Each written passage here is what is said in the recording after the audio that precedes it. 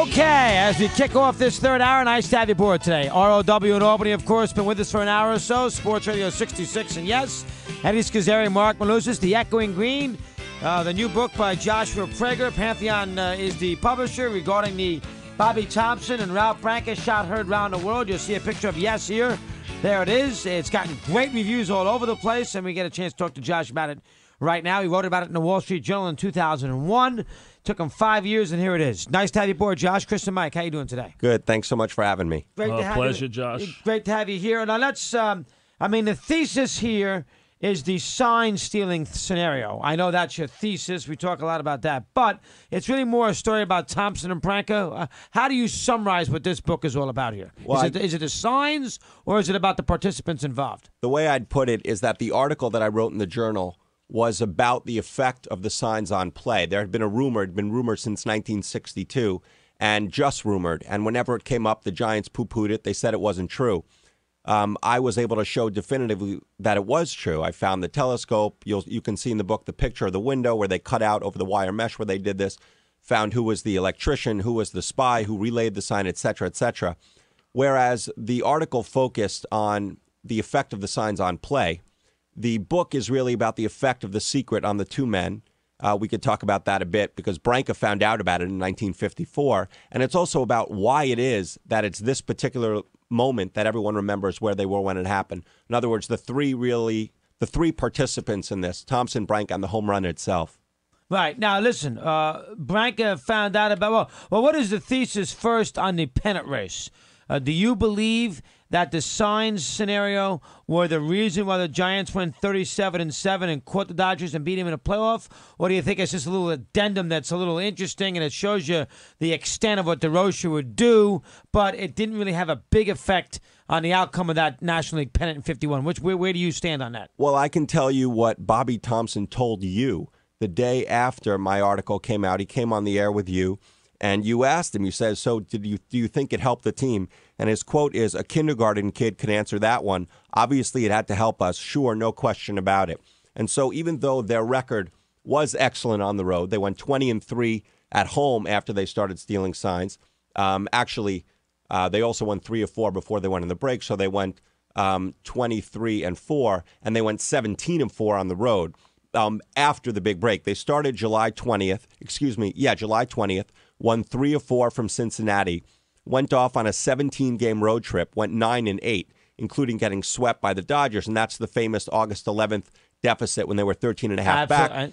Then they came back and won 16 games in a row, 13 of those at home, and they were off. So do I think it helped them? I think if it helped them win just one game, then you don't even have the playoff. But as you noted earlier on the air, and as I go into extensively in the book, it actually was their pitching that took off. The only bat that really is demonstrably better after they started stealing signs was that of Bobby Thomson's. Okay. And the point is here, the relationship of the two men and also how they reacted to this information. And Bobby says he didn't get the sign, right? Bobby says he did not take a sign on the legendary home run, the shot heard around the world. Bobby did not take a sign. At least that's what he says, right? Here's what he'd said. He'd always completely denied it. For example, in 1962, when the rumors first came out, it was a reporter named Joe Reichler who wrote for the AP. He put this out. Thomson and all the team completely denied it. They lied publicly. Thomson has told me many times he's not proud of what he did. They said, buzzer, we don't know what you're talking about. In 2000, when I spoke to him, he really equivocated. He said, I'd have to say more no than yes. I don't like to think of something taking away from it. All those quotes are in there. Finally, when pressed, you're 100% right. He said, no, I didn't have the sign. But he was open with me about the fact that he, in fact, did benefit from the sign. And that was something I wanted to mention to you, Chris. In your book recently, where you talk about the shot around the world, right. You write that he's always said he didn't want the signs, that they were distracting, and that's good enough for me. But actually, he was very upfront about the fact that he did benefit from the signs. What he didn't ever acknowledge was that he wanted it for that very pitch. Right. Well, the thing I would have an issue with the signs, wasn't Game 2 in that series in the Polo Grounds? 100%. And they lost 10-0. They lost 10-0. Now, why? Hold on now. Now, if I'm going to say the signs are that big a deal, why didn't the signs work in Game 2 when they got shut out 10-0? And it didn't work for the first 8 innings of Game 3. They only got 1 run off of Newcomb. Why all of a sudden in the ninth inning now do I have a question about the signs when for the 18 or 19 prior innings or 17 prior innings, they scored 1 run? I go into that a lot in the book. Mo Berg, the old catcher, talked about how several times, every pitch was coming, and it doesn't do anything. You still got to hit the ball. You got to hit a home run. Batting practice, they don't hit a home run every pitch. And I give a bunch of examples. Game 7, 1940 World Series, Detroit, Cincinnati. A third-string Cincinnati catcher was forced into action because one guy was injured and one guy had sadly committed suicide. Right, that famous story. Exactly. Right. And this third-string catcher, Jimmy Wilson, he extended his fingers too far down beneath his thighs. The opposing team, Detroit, knew every pitch that was coming, and they still lost 2-1. So there are plenty of examples why they... when you know every pitch that's coming, you still don't hit it. Right. That would be the issue for me, is that we have no evidence here that Thomson knew the pitch that was coming, and the 17 prior innings in which the Dodgers and Giants played at the Polo Grounds in that series, where the Giants had the ability through the sign contraptions and everything else, they scored 1 run. So as a result, what's the big aspect of the signs if in fact the 17 innings of that series in the Polo Grounds they scored 1 run? Two things. One, though I don't know, I can't be in Thompson's head. I don't know if he glanced to right center field and availed himself of the sign, but I can tell you it was available. Herman Franks, he was the spy for them. He was the third base coach up to July 18th. All of a sudden he disappears. No one wonders where he went to. He goes to the clubhouse. Durocher takes over at third. And Franks was from Salt Lake City. He was asked by his hometown paper some 45 years later, where were you? Why aren't you in any of the pictures at home? He said, I was in the clubhouse doing something for Durocher. And also, if you look what he said that very night to that same hometown paper, he got drunk. We have audio tape of him in the clubhouse in the minutes after the game. And he was drunk on scotch. He was crying. This was written about in the paper. So he felt bad that he may have did something that was anti-baseball? Well, here's what I can tell you. He just volunteered something to the Salt Lake Tribune. He said, maybe we caught the sign for the fastball. That's what he said. No one asked him about signs, anything like that. Clearly, this was on his mind. So I can tell you it was available to Thomson. Obviously, if Thomson says he didn't have it, that's fine. The key point is the effect it had on the men that you, Mike, mentioned. And Thomson is a good man. He's a wonderful man. I know you've interviewed him several times. Raised in a strict Scottish home. This bothered him. It bothered a lot of the guys. And Thomson, the day after he finally spoke about this, he went on air again with you, and what he said was, I feel like I got out of jail. All right, so you think, although we're not, so what would you think? Do you think he took this sign? You think he knew this sign with that pitch or not? Again, I don't know. I know it was available to him. The only way what does Branca think? Branca has taken the high road here. And what Branca has also said, that if it helped them win just one game, there wouldn't have been a playoff. I can tell you something interesting about... And if the Dodgers didn't go 26-24 over the last 50, they wouldn't have been in this situation to begin with. Exactly. But another thing that's interesting to note is that Branca...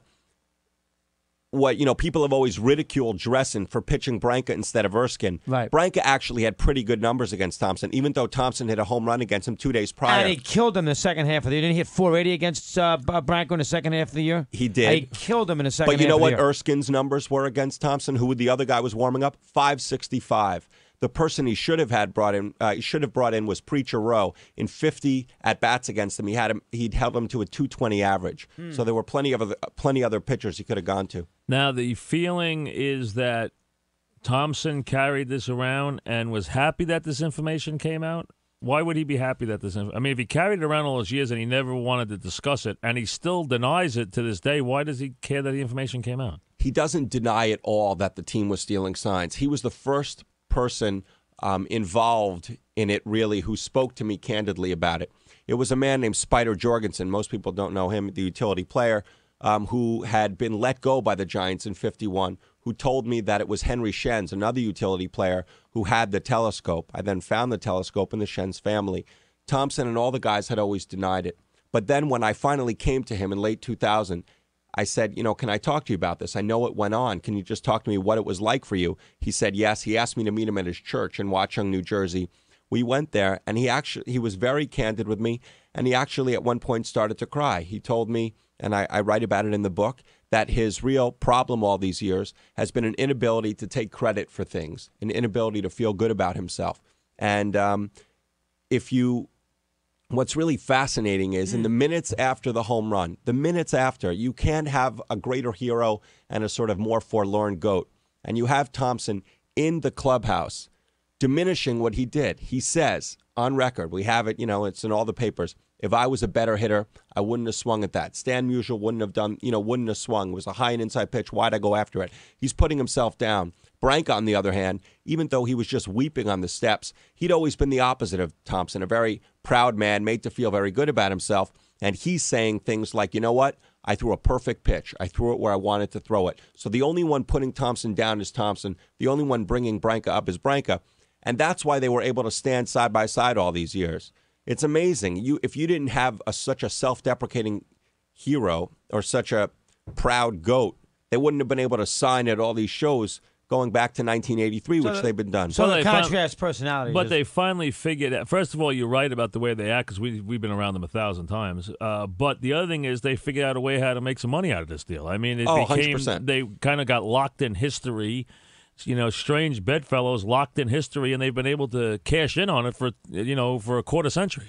Totally. And what's fascinating is if you look at the end of the 1950 season, Dick Sisler hits a home run off Don Newcomb. No one paired them forevermore. The only one that we have a little bit, we have Mookie Wilson, Bill Buckner, but it's not the same thing. All sorts of reasons why it was this moment that has resonated, why all these people remember exactly where they were.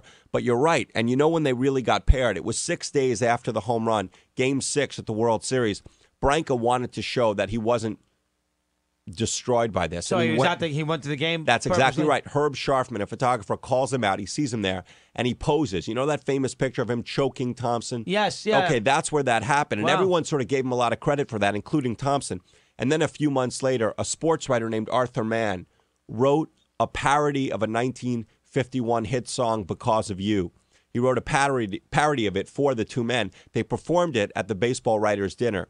And everyone, and I go into it here in the book, there were lots of sketches, people, they were kind of cute. This was more than cute. People started to cry, including Warren Giles, the president of the National League. Something was different about this.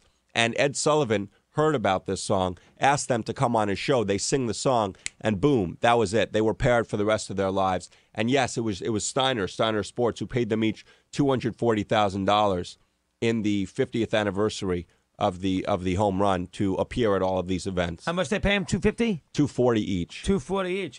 Let's do a big picture here first. This is baseball at its mecca. This is probably the greatest baseball game in the history of the sport. Most people would agree if they thought about the one baseball game as the best game ever. This is probably the game. This is So from that, you can think of Mazeroski. There's a couple others, but this is the game.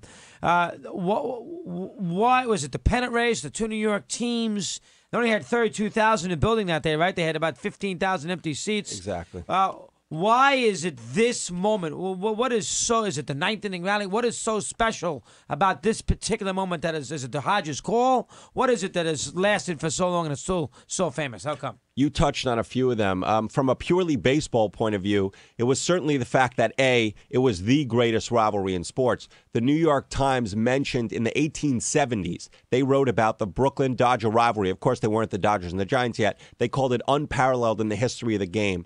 They did not like each other. Thomson told me, and again, he's the sweetest man in the world, he told me the players literally did not speak to each other, that the only one he even said hello to was Gil Hodges. So there was this incredible rivalry, and of course, the incredible comeback, which 13.5 back on August 11th, and then you have the playoff. It was only the second ever playoff. 46 they had one, exactly, right? And then you have it was the first game ever that a team came back, overcame in the playoff or a World Series game, a 3-run deficit, and it hasn't happened since. The only game it ever happened, overcame 3 runs in the 9th inning of a playoff or World Series. The Braves did 2 over the Pirates, but not 3. That's right. And then you also have first time ever a home run ended a playoff or a World Series game. So it was completely unexpected. No one saw this happening. And then probably the single most important variable is that it was the first ever nationally televised sporting event, this playoff. First ever. So it was an event west of, let's say, yeah, St. but who Louis. had TVs, though, back in 1951? Here's what they did. It was all the newspapers write about how everyone crowded into the living room with the one guy down the block who had it, or they were all outside storefronts. And And because it was so unexpected and because it was truly historic, everyone remembers where they were when it happened. And that was probably the most fun thing for me writing this book, collecting the stories. Steinbeck, Kerouac wrote about it.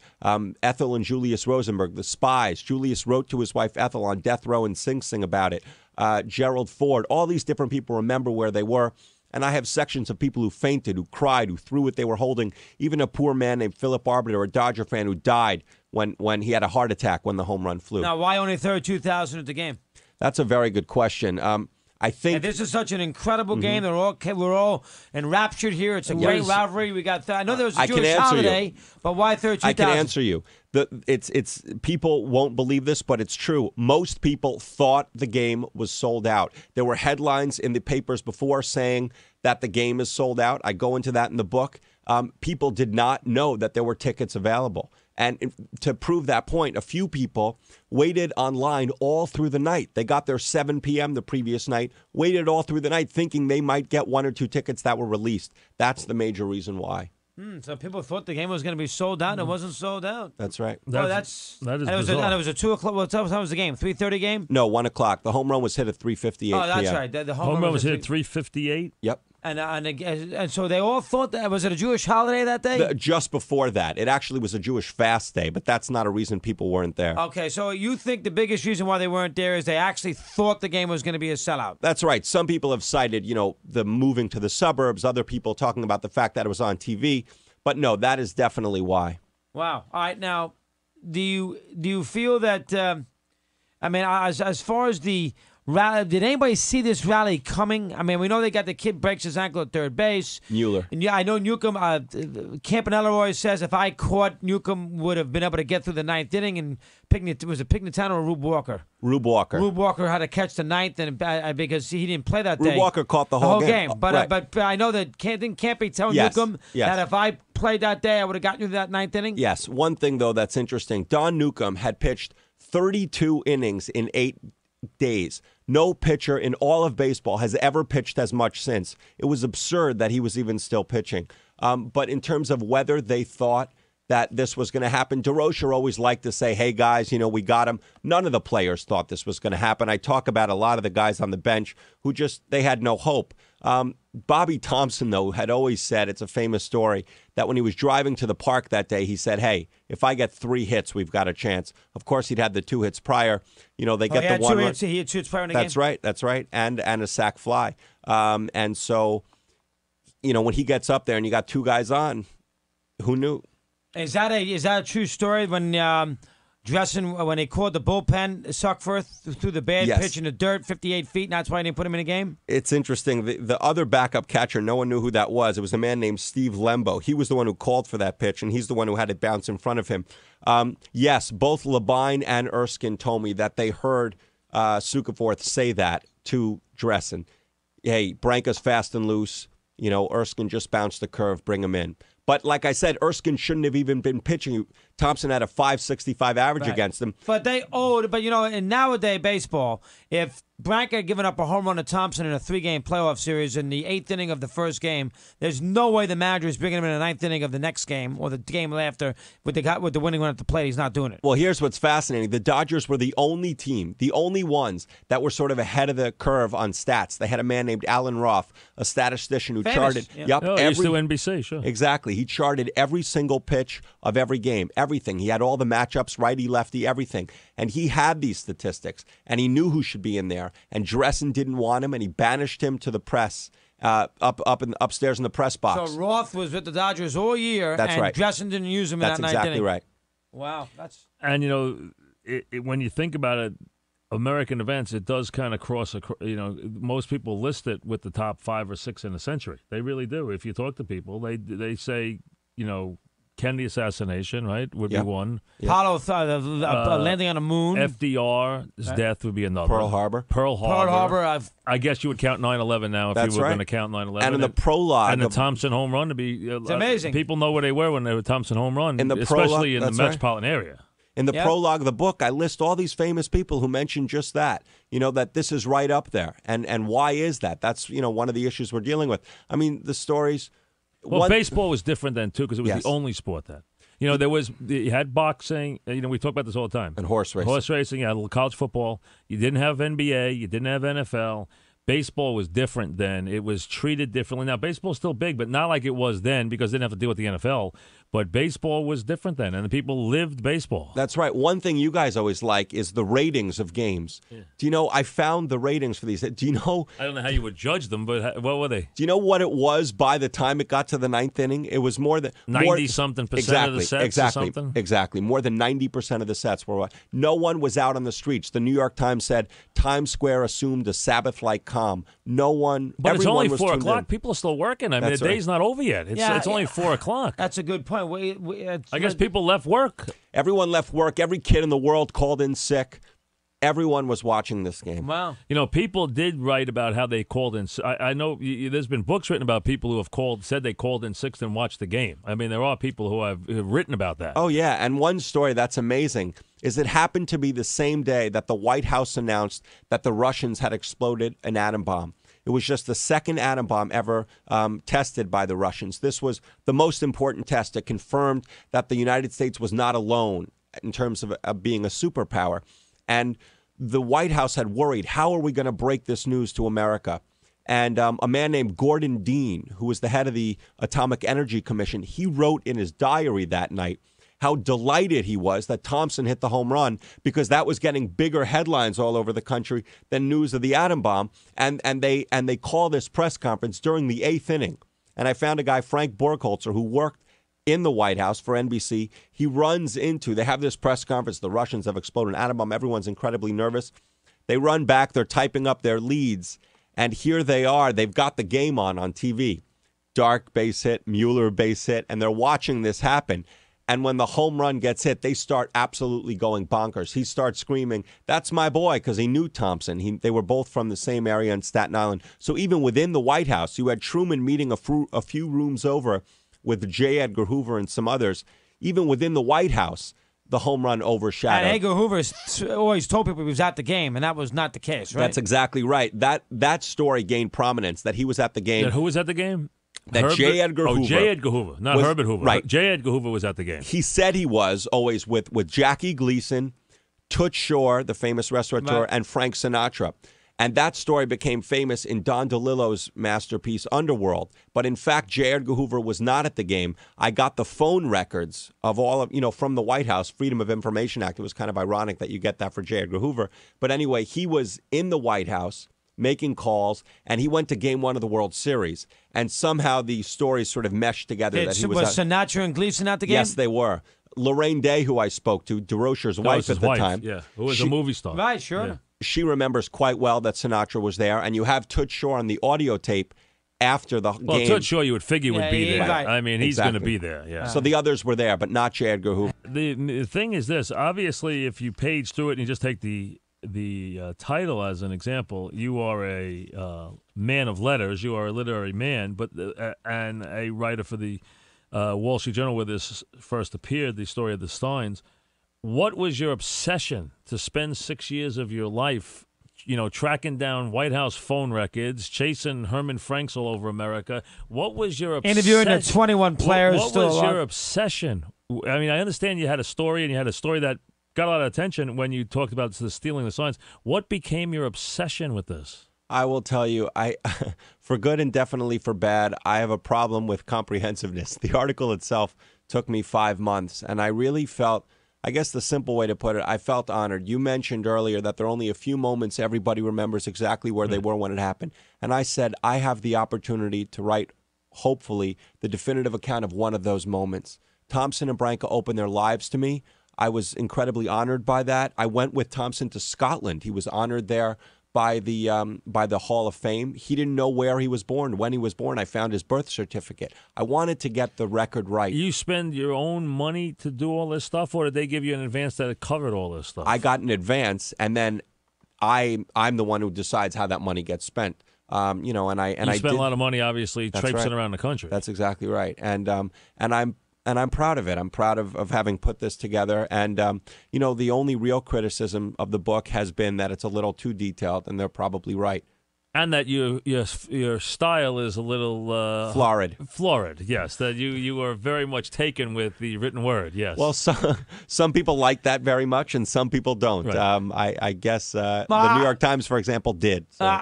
The issue, listen, I mean, you did a wonderful. You can just tell, listening to you, did a wonderful job. And I only got through a third of it, and I could see people saying, "Boy, there is a lot of detail in here." You got, even what Leo Durocher wears to bed with his pajamas. That's right. There's a lot of there is a lot of detail here. I guess the issue I what would does have. Leo wear with his pajamas? Oh, he had the blue pajamas and the silk pajamas. Exactly. He lived in Manhattan. Silk pajamas. Lorraine Day, she told me what his cologne was. I mean, I'm sure she could tell you a lot about Leo Durocher. Yeah. I guess the issue that I would have, and it doesn't sound like it's really as much a book about this as I thought it would be, is I don't think that I don't care about Giants. This is 1951. Means nothing to me. I'm not a Giant fan in 1951. I know people think, Russo's a Giant fan. I could care less. I really don't care.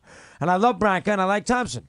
The issue I would have is I don't know. I know you go through the elaborate aspect of the guy, the Chadwick and the groundskeeper and Franks and a little Harry Schenk and all these guys putting together these little, Sal Ivors and all. I understand that. I don't think that pennant was decided because the Giants had some advantages, whether you want to say they're tangible, intangible, of those signs. I don't think they won the pennant for that reason. So you think it's a great coincidence that they started this incredible tear exactly when they instituted this, and I don't. That's fine. Basically, the people you have not answered, there's a couple things that have not been answered properly to me. Okay. One, 19 innings or 17 innings prior to the ninth inning of Game 3 of that playoff series, they scored one run. Here's what I can tell you. Where are these signs?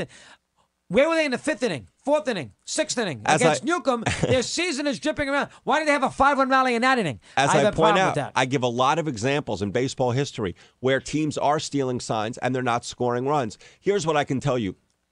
It was my job to tell people as a reporter what happened. It's not my job as a reporter to tell people how to feel about it. Everyone says, hey, is this now tainted? You tell me how you feel about it. Clearly, it bothered the Giants. Well, it bothers Thompson, so that's exactly. a factor. So if it bothers the players, hey. But why they didn't score, I don't know. I mean, were the signs available? Yes. Were they stealing signs? Yes.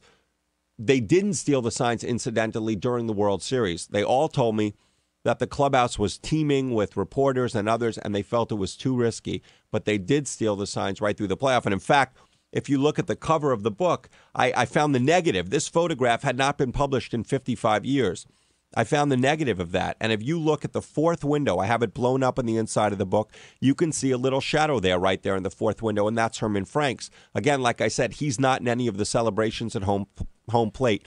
So I know it went on. Who is the key guy here in your investigation that blew the cover off this whole thing? Is it Ivors, the catcher? No. The man who really got me going on this was Spider Jorgensen. It was Jorgensen who told me that it was Henry Schenz who had the telescope. I then found the telescope with the Schenz family. Where's the how'd you do that? I looked up Schenz. Schenz had passed away in 1988. I found his obituary, started calling his kids. His sister had no idea. One child had no idea. And then another child said, hey, I know exactly what that was for. My dad was stealing signs. He even started with Chicago and the Cubs. And he said, my nephew has the telescope. I flew to Westford, Massachusetts. There it was. I said to this kid, do you know what this telescope was for? And he said, yeah, Papa used it to spy on the Germans. And his mother corrected him, not the German son on an opposing baseball team. So, look, what then really helped me a lot was Al Corwin. Pitcher gets called up, goes 5-1 for the Giants down the stretch. He remembered. Still alive? He just passed away. He was the one who told me all sorts of great stuff. Like, for example, the first day they started stealing signs, the buzzer was so loud in the right center field bullpen that he literally fell off the bench. He said they then got the electrician, Abe Chadwick, to tone down the buzzer. But he was the one who told me that the meeting they had, that a lot of the guys, including Monty Irvin, confirmed for me. Durocher called this meeting. It was July 19th. It was a rainy day. Game was rained out. They were 7.5 games back of the Dodgers in second place. They call this meeting. Durocher goes around the room. Who wants the signs? Right. Al Corwin was the one who knew that happened the very day he got called to the big leagues. And what was amazing was, obviously I could look up when he got called up, and I knew the date. No one knows this, though. The only reason Thompson was reinserted into the lineup which happened the very next day, was because on July 18th, Hank Thompson, who had been playing third. Thompson started in center field. Right. Mays bumps him from the lineup. Hank Thompson's playing third. Hank Thompson's foot gets spiked by the pitcher Hiller. They need a new third baseman. Now, they had an incredible third baseman in the minor leagues named Ray Dandridge, one of the great ball players from the Negro Leagues. Just in the Hall of Fame. Exactly. Now, why didn't he get called up? Well, they never called him up because he was black, and they had a quote on black ball players. When one got called up, one got called down. And they needed a third baseman so desperately, they would have called him up, but he had just had appendicitis. So this poor guy finally has his chance. He has appendicitis. They don't know who to go to. They go to Bobby Thomson. He hadn't played any infield position in 4 years. They stick him at third base, and the rest is history. Wow. Now, how does Branca? You said Thompson guilty about it, feels better that this finally came out, but doesn't want to go overboard by saying, yeah, this is a fraud home run because I didn't know the sign. Right. How about Branca? Now, I love Ralph, and Mike does too, but to be honest, Ralph was terrible in the second half of that season. He gave up a billion home runs. He got killed by Thompson in the second half of the year. He gave up a home run to Thompson in Game 1 at Ebbets Field, where there was no deal with the signs. But now Branca could use this, if he wished, in his last 10 years as a way of saying, I wasn't that bad. It wasn't my fault. Thompson stole the sign from me. How does Branca been handling this? I'll tell you, he actually was pitching beautifully into early August. He pitches 2 shutouts in 3 days. Okay? That's when his whole season turned, and you can even make the case his career. He was so overused, and thanks to Alan Roth, that statistician, I have all the pitch counts in there. He was so overused, he really just fell apart the second half of the season. He was finally rested, ironically, finally leading up to that final at-bat against Thompson. He had good stuff. He was pitching well. Thompson hit the home run. In my opinion, yes, Branca has always sort of... he wants to say he had this bad back. He does have an injury. I go into it in there, but it wasn't a horrible injury. I talked to even got the medical records, things like that, spoke to people who were there when he fell on this chair that he always said turned his season. He doesn't like to discuss the degree to which maybe the home run did affect him. I think it was a combination of a physical injury as well as the effect this home run had on him. What was amazing was the Dodgers then got rid of him. And he goes to Detroit. He gets picked up by the Tigers, a last-place team. He's actually pitching quite well over there. He then ends up the roommate of a man named Ted Gray.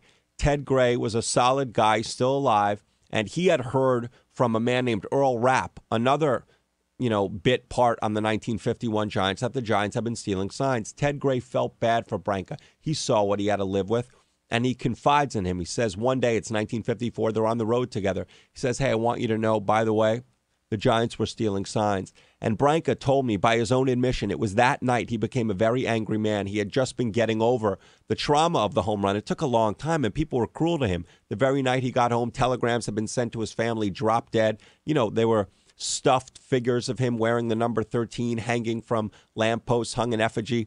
And when he finds out that the team had been stealing signs, it was a real trauma for him. And he had another trauma, first the home run, then that, and then 1962 when the rumors came out and no one cared. In fact, the few times he slips and says something about it, people tell him, shut up, stop crying over spilled milk. And he then really did. He didn't even want to talk to me, even though here you have a reporter at a paper begging him to sort of tell something that ostensibly would get him off the hook. Only after my article came out did he really talk about it. He called me that day. He used the word catharsis, and he said, you loosened my lips. Wow. Right, now, you talked about how the book is an examination of how each man lived with the home run. That's right. How much have they changed since this has been confirmed? How, in your mind, what can you sense of how they lived with it and how they live versus how they live with it now? Well, what's amazing, the day my article came out back in 2001, like I said, they go on the air. Thompson says, I feel like I got out of jail. He talks, that's pretty much what he said to everyone, papers, newspapers, TV, radio. And Branca, he had craved this. He had wanted so much to be able to say, to take the high road, to say, hey, I knew what was going on. I didn't want to besmirch this great moment. Their respective families, though, then had at them. Branca's family is telling them, hey, they cheated. Stop being so magnanimous. Say something. Thompson's family saying, why did you equivocate when Josh asked you if you had the signs for this moment? Be forceful. Say it's garbage. And they both became much more forceful. Thompson told HBO that it's garbage. I didn't have it. I don't know what they're talking about. I didn't have any of the stolen signs at this game. Branca said that. Told you that too, dog. Didn't he? Yeah. And Branca said he leapt. He leapt on the pitch like a tiger leaping at some wounded antelope. At a pitch that was a good pitcher's pitch. Exactly. And it sort of pushed them apart. It really did. But the nice thing that made me so happy is, as I mentioned earlier, Thomson had always struggled to take credit for things in his life. And the one really wonderful thing, as far as I was concerned afterwards, was that as Branca became sort of more brazen in terms of saying, hey, the team was stealing signs, it forced Thomson to at last really dig in his heels and take credit. He said, I hit the home run that day. I won. You lost. One other nice thing is they then... How did Branca handle that? Yeah, how'd that leave them, though? You know what? They drifted apart and they came back together. They are, their relationship had always been exaggerated over the years. They appreciated each other, but they were not the closest of friends. And now they have a much more real relationship. They had this secret that they had never spoken about for 50 years. 50 years. And finally, they can now talk about this. And they have. The day after my article came out, the AP wrote an article about how they at last talked about this. And, I think a relationship is a truer one if there isn't a secret there. And they both agreed. And in the book, I have a little epilogue about what it was like, how they drifted apart and then came back together after my article came out. And they still are, joined at the hip. As Branca likes to tell everyone, he's been married to Thomson for 17 days longer than to his wife. And then that famous story that he went to dinner that night with his priest, and his priest said that God will never give you anything you can't handle. That's a true story? It wasn't dinner. It was in the parking lot. Branca was the very last person to leave the whole stadium. He was distraught. He waited till everyone left. He took a long, cold shower. He stopped crying. He got dressed. He walked out into the parking lot. And there was his fiancée, Ann Mulvey, the daughter of the Dodger owners, crying in her car. And her cousin, Pat Rowley, was a priest. And he was in the car comforting her. And Branca gets there. He told me he was so discombobulated, he almost didn't realize what had happened. He'd forgotten that he surrendered this pitch, that the pennant was lost. And, he had lost 3 of the 5 playoff games in the history of baseball. It was devastating to him. Because he lost in 46. That's right. And then he lost game 1. And he says, why me? Why me? And the priest said to him, God chose you because he knew you were strong enough to handle this cross. Branca is a religious man, and that helped him a tremendous amount. It really did. And another thing he's always clung to, he said, God has a way of righting wrongs, that basically he felt that he wasn't just unfortunate, but that he was wronged. In other words, it wasn't just a misfortune that this happened, but it was that he was somehow wronged. And then when he found out that the team had been stealing signs, he felt somehow vindicated by that. There's Jackie Robinson's story, what Jackie did after the game. Go ahead. Well, a few days later, Jackie Robinson was on the air, and people were asking him, so did Newcomb actually want out of the game? And Newcomb had told people that he wanted to stay in the game? That's exactly right. And Robinson was very, very clear that Newcomb said he was gassed and that he asked out of the game when he was in the dugout. So basically, they were going to knock the manager dressing. Basically, Robinson diffused that by saying Newcomb wanted out of the game. That's exactly right. All right, how about Chadwick now? He's the guy that set up the whole thing. He died in November of 51. Give me a little rundown on him, the cab driver. Chadwick was a die-hard Brooklyn Dodgers fan who worked for the Giants. His brother was a bigwig in the electrical industry, and he got him a job doing the lights at the Polo Grounds. So, he was the one who put it on, put it off, depending on when the umpire said he wanted the lights. And he was such a fierce fan that if anyone disparaged his team at all, he literally got into fights with them. But here he is working for the other team. He doesn't think anything of it. The Dodgers are leading the Giants, as they did pretty much every year. But the very homestand after he sets up this buzzer system, which led a buzzer from the center field clubhouse to the right field bullpen, the very homestand after that, he collapses on the Pelham Bay Local, the subway, and it turns out he has inoperable cancer, and he dies 1 month to the day after the Thomson home run, a broken man. He watched every single game down the stretch. His brother bought him a television. He knew what he'd done. Thankfully for me, he confided in some of his buddies in the local union. So he's a Dodger fan who basically hopes to rail his team. That's exactly right. It's a horrible thing. And how about the guy who has the apartment on the left field line at the Polo Grounds? Who's he? That's Schwab, the groundskeeper. One of the wonderful things, I had the opportunity to speak to all the kids of the people who worked at the ballpark.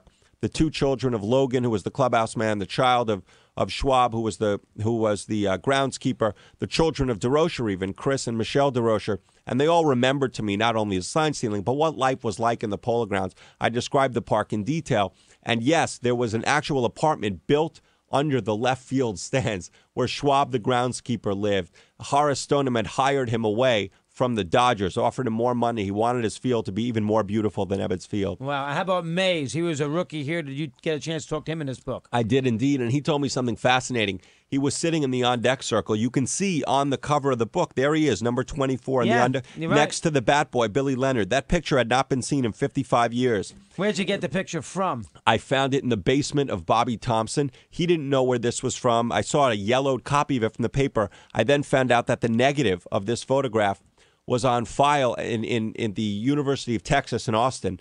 I got it. I blew it up, and that's where you can see the shadow of Herman Franks in the fourth window of the clubhouse while the ball is in flight. But anyway, what Willie Mays told me was that he was so nervous about coming to bat that he literally started praying to God out loud, please don't make me come to bat. Please don't make me. I've heard that. He was that scared. That's exactly right. And he said he agreed with there were signs being stolen? He acknowledged that they had done it. He said he didn't want anything of it, although Al Corwin, the pitcher, told me that Thompson and Mays and the other fastball hitters were the one who benefited from it the most and wanted it the most. He said, and this was confirmed to me by some of the other players, Whitey Lockman never wanted a sign, not for ethical reasons, just he felt, although he is the straightest arrow in the world, he said it was better to simply react to the pitch. He didn't want to know what was coming. And Tony Gwynn is a similar player. I talk about that earlier in the book. I agree with that. I think it's hard to get signs. No. All right, so in essence, do you think that the sign machinations here that they pulled off was the reason why the Giants won the pennant? I believe that if it helped them win just one game, there wouldn't have been a playoff. Do I think it helped them win just one game? Yes. Do you think that helped them in that ninth inning rally? Like I said, I know it was available to them. Do you think it helped them? Do you think somebody got up there in that ninth inning, got a base hit because he knew what pitcher was coming? I knew the players. I knew the pitchers were coming. I don't know if it helped them, to be perfectly honest. Yeah, and down deep, do you think Thompson knew or did not know that was a high fastball? I have to trust him. If he tells me that he was distracted by the injury to Mueller before that, then he was, and he didn't peek out. That's the only way to make sense of the fact that he wouldn't have looked out to right field if he was somehow distracted and he was sort of in a trance, as he's always said. And he was not in a trance, and he was not distracted, did not look out to right center field. That's what he says. Josh, fascinating job. And give you credit, 6 years on this. And the essence of it is that public opinion is a weak tyrant compared with our own private opinion. That's exactly right. Which is the essence of the book. That's exactly right. You hit on my favorite quote in the whole book. Because that's from Thoreau, and the way these men saw themselves trumped what life did to them. One became a hero, but inside he didn't feel great about themselves, and Branca the exact opposite. And you think both are okay now? They are, and they are the greatest. They are such good men. It was such an honor to work with them. Good job, Josh. Well done here. You deserve it. The echoing green, and I tell you, it is exacting. You got to bring your lunch for this thing. You got to bring your lunch. Get into it because it's there for you. Joshua Prager, Pantheon Books. And we'll get like 9,000 calls on this. No one's going to be under 80, but we're going to get 9,000 calls on this. And they all said they were at the game, and now we know it was 32,000. Everyone was at the game. And what did that ballpark hold? 40 what? 50-something thousand. So it was 18,000 empty seats. And we learned that J. Edgar Hoover wasn't there. Was not there. Yeah, I want to mention one other thing. We never if it's believed okay. Hoover anyway. Yeah. I have a website, joshuaprager.com, where people can hear the radio calls, not just of Russ Hodges, of course, but also Gordon McClendon and Red Barber. Which Red Barber call. hated the Russ Hodges call. That's exactly right, to his dying day. Detested it, yes. And Hodges was a good guy, right? Oh, great. Thought it was theatrical, which is what radio should be anyway. Red Barber, I remember growing up watching Red Barber as a little boy on the Yankee games. He was boring as heck. I mean, he was, and people loved him as an announcer, but boy, he was so dry. It was unbelievable. And he handled it very poorly. The fact that he gave Hodges, he destroyed was jealous Hodges. of Hodges because of that call. He hated that moment. He felt he was a homer. He felt he let his emotions get away from himself. And God bless him for letting his emotions get away from himself. God. It was a great moment. That's what you're and it's the supposed to greatest call of all time. I was just talking to Bob Costas about this, and he had Red Barber on, and he was really annoyed that Red Barber, even to the end, he wouldn't give him a break. Vicious about that. We talked to Costas about that. Good job, Josh. Thanks Thank you very much.